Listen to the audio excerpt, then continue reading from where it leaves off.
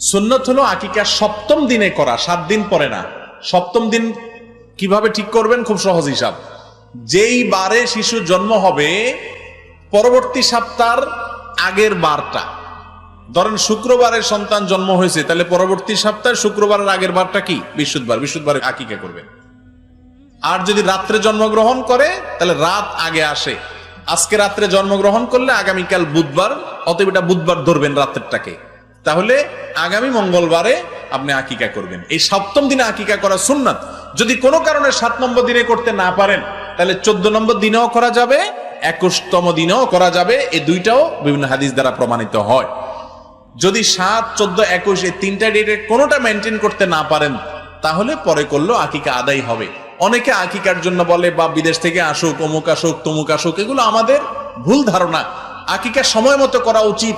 এটাতে বাচ্চাকে বিভিন্ন বিপদ আপদ থেকে রক্ষার জন্য সহায়ক হয় আমলটা, এবং এটা গুরুত্বপূর্ণ একটা আমল। বিধায় নির্দিষ্ট দিনে করব আমরা, অন্য সময়ের জন্য অপেক্ষা করব না।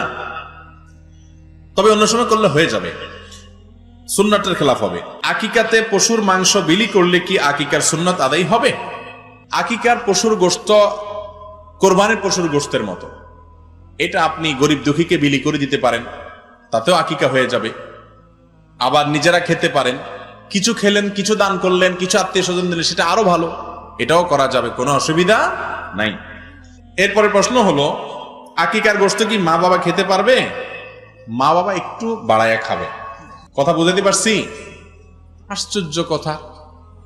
ছেলে হইছে বেচারার, কষ্ট করে ছেলে জন্ম দিছে, বাপে মায়ে গর্ভধারণ করছে, খুশির ছোটে আকিকার গোশত খাবে সপ্তম দিনে, সবাই মিলে তারা না খায় থাকবে, এর কোনো কথা হলো?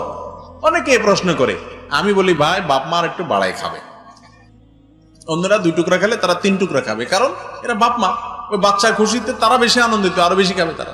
আকিকার গোশত বাপ মা খেতে পারবে, কোনো অসুবিধা নাই। আমাদের দেশে কিছু কিছু মাসালা বাইর হয়েছে, আমার সন্দেহ হয়, আল্লাহ মাফ করুক, এই মাসালাগুলো কোনো উদ্দেশ্যমূলক ভাবে কেউ সমাজে চালু করছে কিনা। ধরেন হয়তো বাপ মা গোশত না খাইলে কারোর ভাগে বেশি পড়বে, সেই জন্য মাসালা বানাইছে কিনা যে আকিকার গোশত বাপ মা খাইতে পারে না, আল্লাহ জানে। কিন্তু এটা ভুল মাসালা, বাপ মা খাইতে কোনো অসুবিধা নাই। এরপর আরেকটা প্রশ্ন করছেন, আকিকার গোশত বন্টন করা উত্তম নাকি সিন্নি করা উত্তম? আকিকার গোশত খাওয়া উত্তম। খাবেন, দান করবেন, আত্মীয় স্বজনকে দিবেন।